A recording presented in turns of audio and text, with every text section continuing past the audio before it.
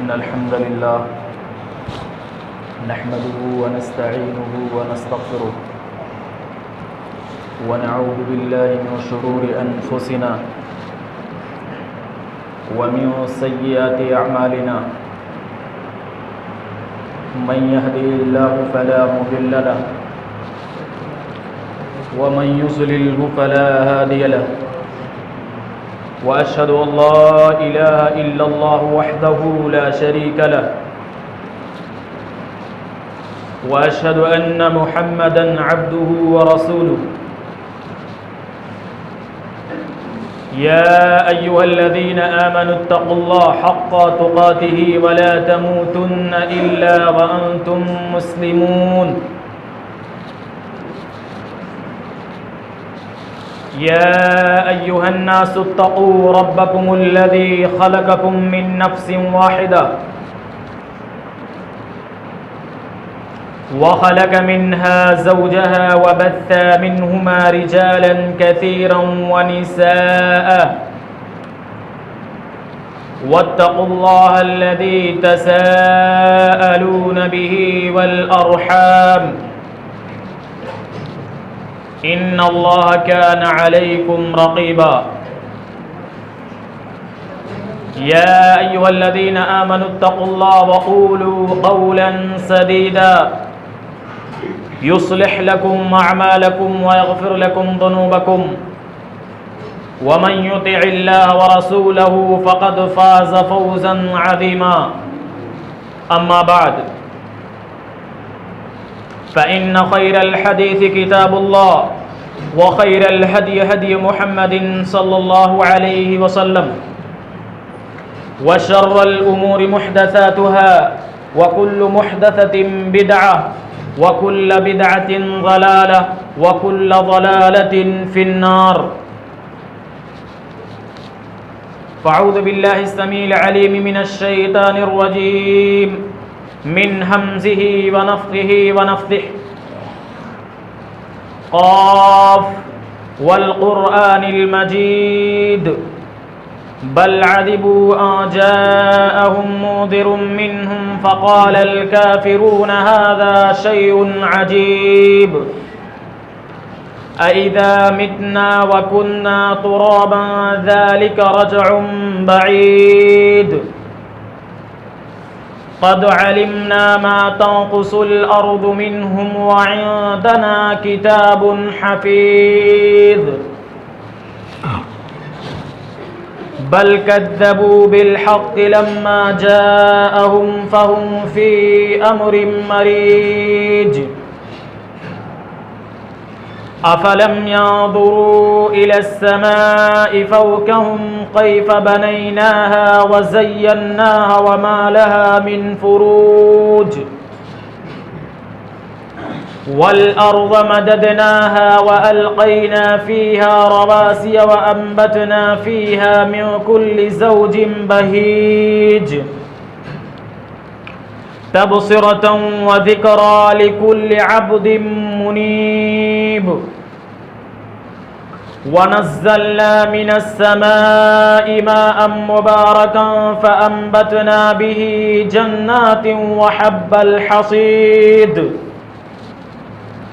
والنخل باسقات لها طلع نضيد رزقا للعباد وأحيينا به بلدة ميتا كذلك الخروج كذبت قبلهم قوم نوح وأصحاب الرس وثمود وعاد وفرعون وإخوان لوط وأصحاب الأيكة وقوم تبع كل كذب الرسل فحق وعيد أفأعينا بالخلق الأول بل هم في لبس من خلق جديد قال الله تعالى في كلامه المجيد والفرقان الحميد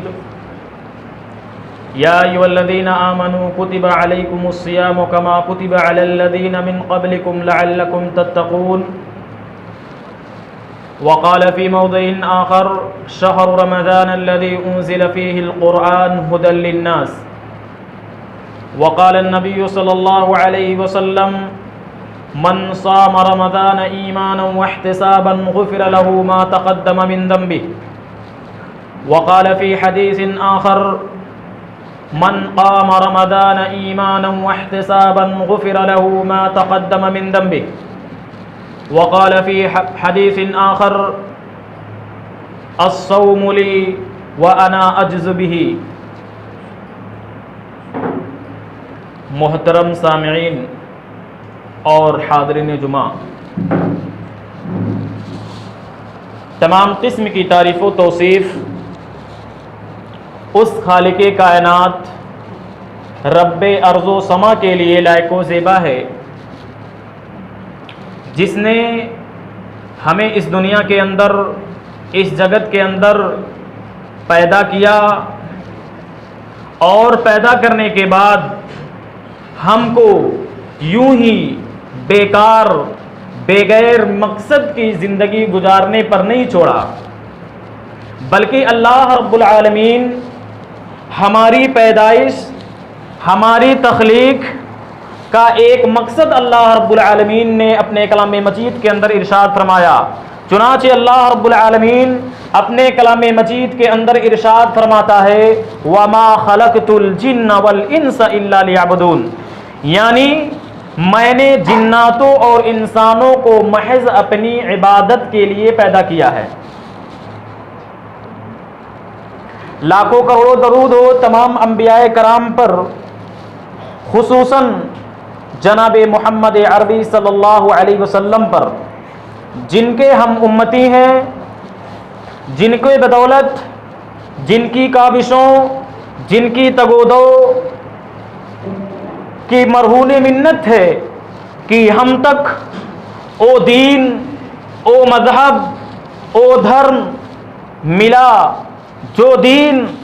جو دھرم تمام ادیان پر فوقیت رکھتا ہے، سب سے اچھا دین ہے، جیسا کہ اللہ رب العالمین اپنے کلام مجید کے اندر ارشاد فرماتا ہے ان الدین عند اللہ الاسلام، کہ اللہ رب العالمین کے نزدیک، اللہ رب العالمین کے یہاں سب سے اچھا دین، جو محبوب دین ہے، جو پسندیدہ دین ہے، وہ دین اسلام ہے۔ اللہ رب العالمین آگے فرماتا ہے جو اس دین کے علاوہ کوئی دوسرا دین لے کر آئے گا تو وہ قابل قبول نہیں ہوگا۔ یہ دین، یہ اسلام جسے ہم ماننے والے ہیں، یہ ہماری زندگی کے جو بھی کام ہیں، جو بھی معاملات ہیں، جو بھی عبادات ہیں، ہر طریقے سے، ہر موڑ پر، ہر موقع پر یہ دین ہماری رہنمائی کرتا ہے، اور دیگر دین اور دھرم میں ایسا نہیں پایا جاتا۔ ہمارے دین میں آپ کو کیسے، کس اخلاق سے دوسروں کے سامنے پیش آنا ہے، کس طرح آپ کو تجارت کرنی ہے، کس طرح آپ کو بزنس کرنا ہے، کس طرح آپ کو سونا ہے، کس طرح جاگنا ہے، کس طرح عبادت کرنی ہے، کس طرح شادی بیاہ کرنا ہے، غرض کی دنیا کے کتنے معاملات ہیں، جتنے بھی معاملات ہیں، یہاں تک کہ ہمارا دین آپ کو پیخانہ و استنجا کرنے کیسے جانا ہے، کون سی دعا پڑھنی ہے، کیسے بیٹھنا ہے، اور پھر فراغت کے بعد کون سی دعا پڑھنی ہے، چنانچہ غرض کی ہمارا دین، ہمارا مذہب ہماری ہر موڑ پر، ہمارے ہر معاملات میں ہماری رہنمائی کرتا ہے۔ معزز سامعین، ہم اور آپ جس مہینے میں سانس لے رہے ہیں، یہ مہینہ رمضان المبارک کا ہے۔ یہ بہت ہی بابرکت اور فضیلت و سعادت والا مہینہ ہے۔ اس مہینے میں اللہ رب العالمین اپنے بندوں پر بہت سارے انعامات سے نوازتا ہے۔ اللہ رب العالمین ہم بندوں پر اس مہینے میں کئی ایسی عبادتیں فرض کی ہیں کہ اگر ہم اس کو انجام دیں، اس کو کریں، تو ہم اپنے بہت سارے گناہوں کو بخشوا سکتے ہیں، ہم اللہ رب العالمین کا تقرب حاصل کر سکتے ہیں، اللہ رب العالمین کے یہاں پسندیدہ ہو سکتے ہیں، اللہ رب العالمین کے یہاں محبوب ہو سکتے ہیں۔ میں نے پچھلے خطبے میں آپ لوگوں کے سامنے جس آیت کی تشریح کی تھی وہ آیت یہ تھی، یا ایھا الذین آمنوا کتب علیکم الصیام کما کتب علی الذین من قبلکم لعلکم تتقون، یعنی اے ایمان والو، تم پر روزہ فرض کیا گیا ہے، تم پر روزہ واجب کیا گیا ہے، اور جان لو یہ روزہ تم سے پہلی امتوں پر بھی فرض کیا گیا تھا تاکہ تم تقوی اختیار کرو، تاکہ تم اللہ رب العالمین سے ڈرو، تاکہ تم اللہ رب العالمین سے خشیت کھاؤ، تاکہ تم اللہ رب العالمین سے خشیت کھاؤ، اللہ رب العالمین سے ڈرو، اللہ رب العالمین کا تقوی اختیار کرو۔ تو اس تعلق سے ہم نے پچھلے خطبے میں بتلایا تھا کہ روزہ کیا ہے، روزہ کی اصطلاحی تعریف کیا ہے، لغوی تعریف کیا ہے، روزہ کون لوگ رکھیں گے، کب فرض کیا گیا، اس کے فوائد کیا ہیں، یہ ساری باتیں جانی تھیں، اور مختصراً تقویٰ کا جو یہاں معنی ہے اس کی بھی وضاحت کی گئی تھی۔ تو میں نے آج خطبہ مسنونہ کے بعد 2 حدیثیں پڑھی جس میں اللہ کے رسول صلی اللہ علیہ وسلم فرما رہے ہیں، من صام رمضان ایمانا واحتسابا غفر له ما تقدم من ذنبه، یعنی جو شخص ایمان و احتساب کے ساتھ ماہ رمضان کا روزہ رکھے گا، اللہ رب العالمین کی خاطر، اللہ رب العالمین کے ڈر سے، اللہ رب العالمین کے خشیت سے، اللہ رب العالمین کے تقوی سے جو انسان روزہ رکھے گا، اللہ رب العالمین فرما رہے ہیں کہ اس کے اللہ کے رسول صلی اللہ علیہ وسلم کہہ رہے ہیں اس کے پچھلے تمام گناہ معاف کر دیے جائیں گے۔ کتنی بڑی فضیلت ہے روزہ رکھنے کی، کتنی بڑی فضیلت ہے۔ آپ کو صرف 12 یا 13 گھنٹے بھوکا رہنا ہے، جس کی بدولت اللہ رب العالمین آپ نے اپنی زندگی میں جتنے گناہ کیے ہیں اللہ رب العالمین اسے بخش دیتا ہے، اسے مٹا دیتا ہے۔ یہ رمضان المبارک، کیا پتا آپ اگلے رمضان میں رہیں یا نہ رہیں، آپ کی زندگی آپ کا ساتھ دے یا نہ دے،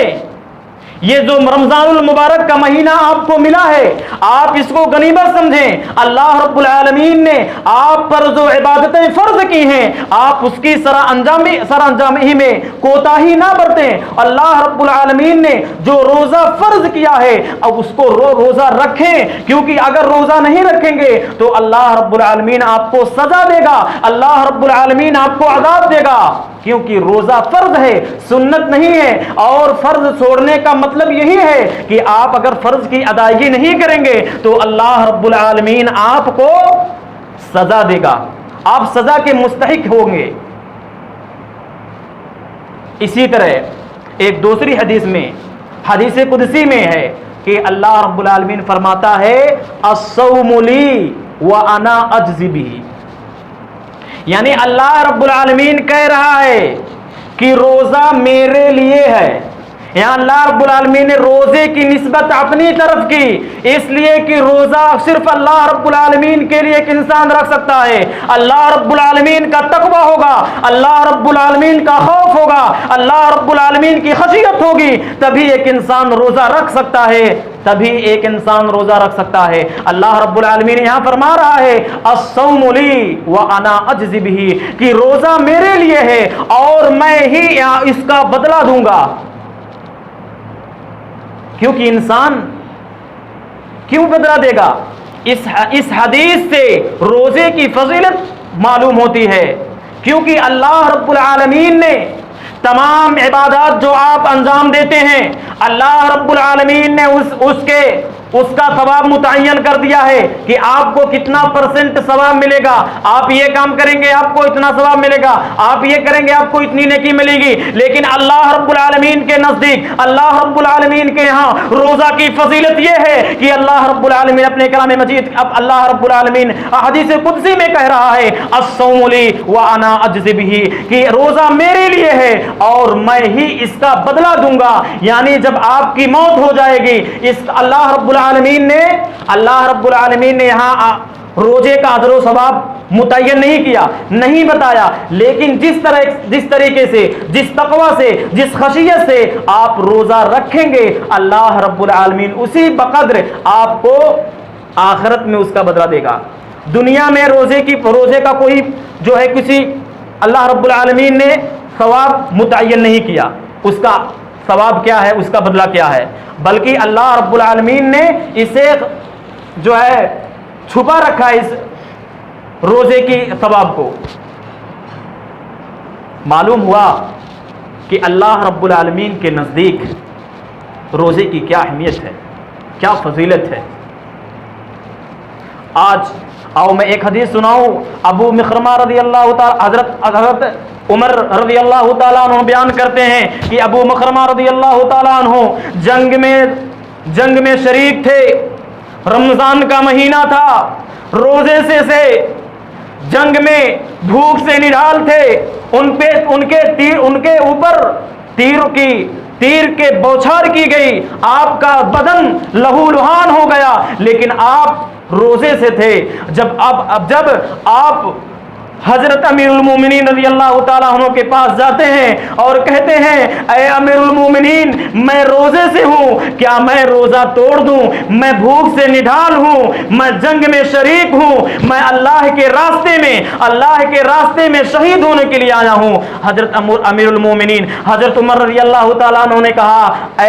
اے ابو مخرمہ آپ روزہ توڑ سکتے ہیں، ایسی حالت میں آپ روزہ توڑ سکتے ہیں۔ چنانچہ وہ کہتے ہیں ہاں میں روزہ توڑوں گا۔ اب پانی کی تلاش میں، پانی کی جستجو میں جایا جاتا ہے، وہ ہماری طرح وہاں پمپ نہیں رہتا تھا، ہماری طرح ہینڈ پمپ نہیں رہتا تھا، ہماری طرح بسلری کا پانی نہیں رہتا تھا۔ اس زمانے میں جب جنگ کی جاتی تھی تو پانی کی بہت قلت ہوتی تھی۔ اس وقت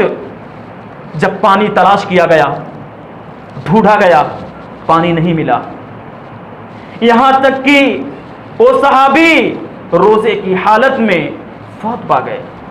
لیکن روزہ نہیں توڑا۔ لیکن آج ہمارا حال یہ ہے کہ ہم یہ کہتے ہیں ہمیں بھوک برداشت نہیں ہوتی، ہم روزہ نہیں رکھیں گے۔ کیوں؟ ہمیں بھوک نہیں برداشت ہوتی، ہمارا شریر دبلا ہو جائے گا، ہم پتلے ہو جائیں گے۔ کیا وہ صاحب وہ انسان نہیں تھے؟ کیا ہم ان سے اچھے ہیں؟ کیا ہمارے اعمال ان سے اچھے ہیں؟ اسلاف کیوں نہیں روزہ توڑتے تھے؟ کہتے ہیں ہمیں شوگر ہے، ہم نہیں رہ سکتے روزہ، بہت نحیف ہیں، بہت کمزور ہیں، بہت شدت کی دھوپ ہوتی ہے، دھوپ ہم سے برداشت نہیں ہوتی ہے۔ کیا جنگ بدر جیسا معاملہ ہو سکتا ہے؟ وہ مرحلہ کیسا ہوتا تھا اس زمانے میں جب جنگ ہوتی تھی، اسلام کی خاطر مجاہدین لڑتے تھے تو کئی دن بھوکے رہنا پڑتا تھا۔ ان کا کھانا کیا ہوتا تھا؟ وہی اونٹ کا گوشت اور جو ہے کھجور، بہت ہوا جو ہوتا تھا۔ آج تو ہمارے یہاں جو ہے کئی اچھی غذائیں آ گئی ہیں، ہم جس سے مستفید ہوتے ہیں۔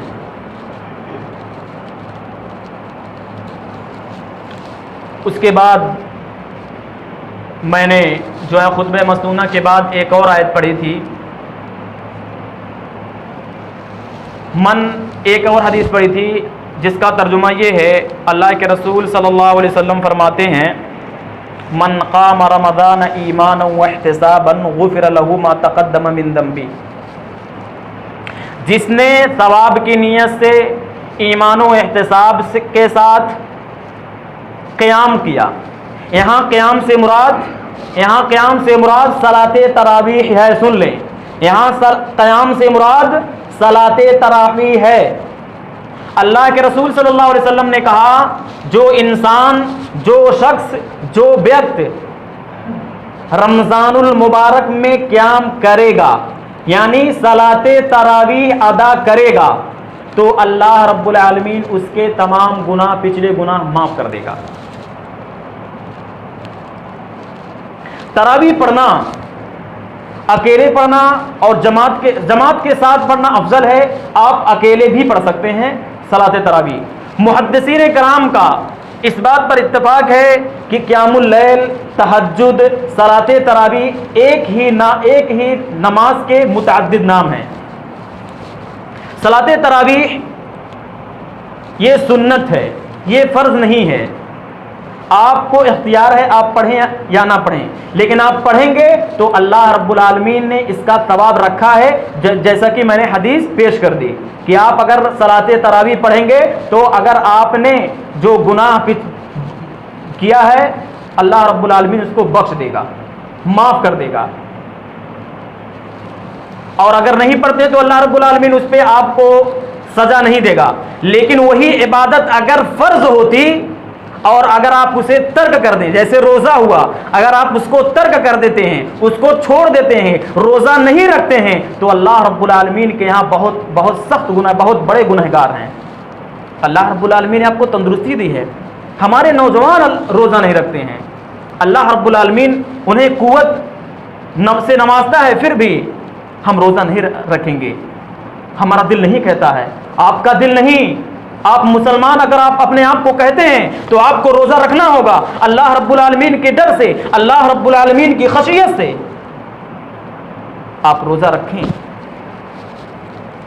یہ مہینہ بہت ہی بابرکت اور فضیلت والا ہے۔ اس مہینے میں قرآن کا نزول ہوا، اسی لیے قرآن کا تعلق رمضان المبارک سے بہت نہایت گہرا ہے۔ یہی وجہ ہے کہ اس مہینے میں اللہ کے رسول صلی اللہ علیہ وسلم حضرت جبریل امین علیہ السلام کے ساتھ اس مبارک مہینے میں، اس فضیلت والے مہینے میں، اس سعادت والے مہینے میں قرآن کا دور فرمایا کرتے تھے۔ آپ کو معلوم ہو گیا اللہ کے رسول صلی اللہ علیہ وسلم نے حضرت جبریل امین علیہ السلام کے ساتھ رمضان المبارک میں قرآن کا دور کرتے تھے، حضرت جبریل کو قرآن سناتے تھے۔ صحابہ رضی اللہ تعالی عنہم اس مہینے میں کثرت سے تلاوت کرتے تھے، تابعین اعظام یعنی قرآن مجید کو بہت زیادہ اس دن میں پڑھتے تھے، اس کا ثواب بہت زیادہ ہے۔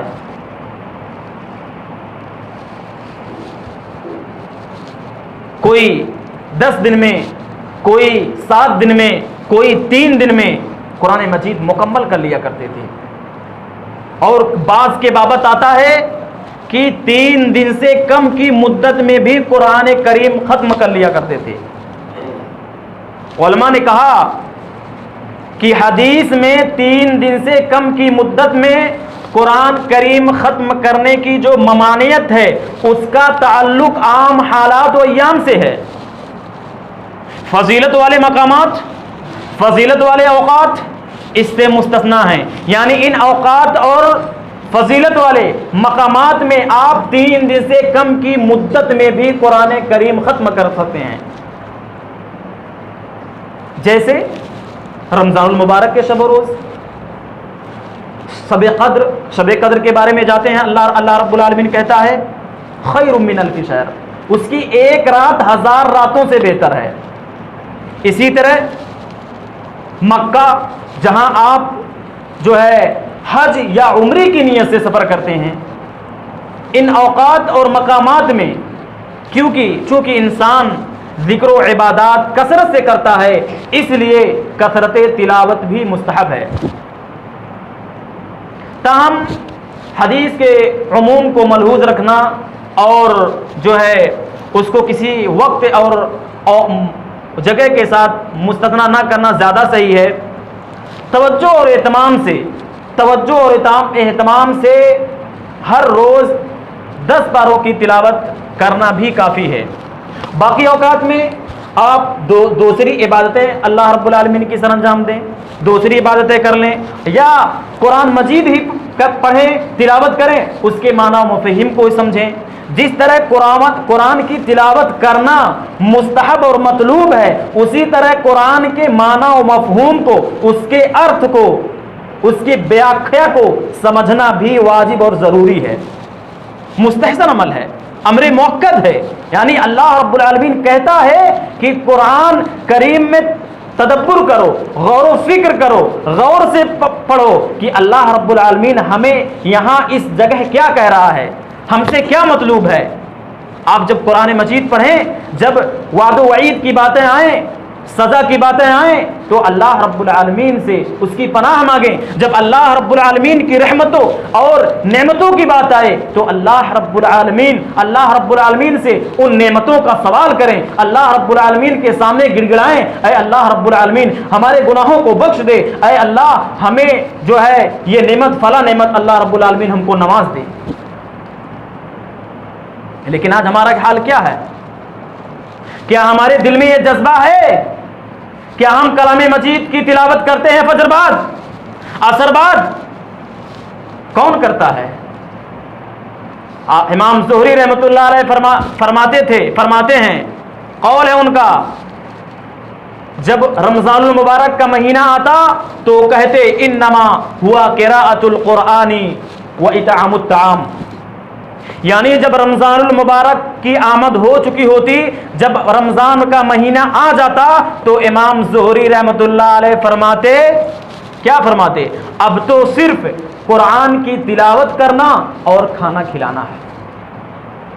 اسی طرح حافظ ابن عساکر رحمۃ اللہ علیہ کے بارے میں آتا ہے کہ وہ نماز با جماعت اور کثرت تلاوت کے بہت زیادہ پابند تھے،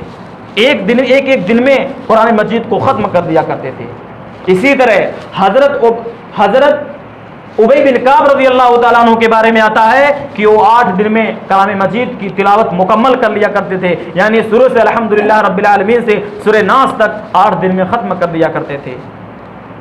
ان نصوص اور اسلاف کے اقوال اور ان کو بیان کرنے کا مطلب یہ ہے کہ آپ بھی اس مہینے میں کثرت سے تلاوت کریں، اللہ رب العالمین کا کلام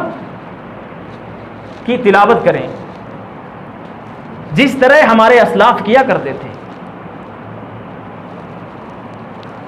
کیا آپ اپنے بچوں کو، اپنے بیوی کو، اپنے گھر والوں کو کبھی حکم دیا؟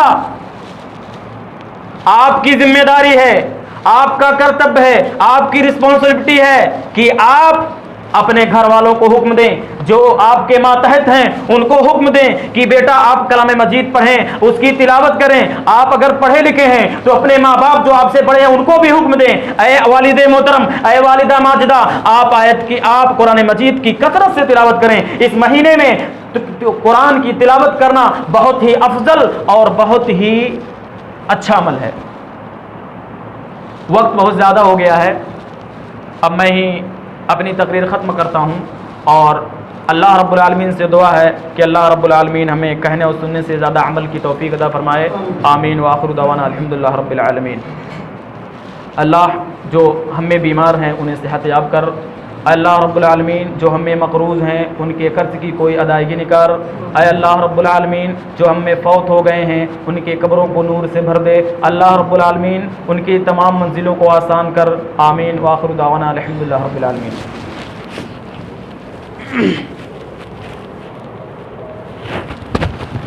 ان الحمد لله نحمده ونستعينه ونستغفره ونعوذ بالله من شرور انفسنا ومن سيئات اعمالنا من يهده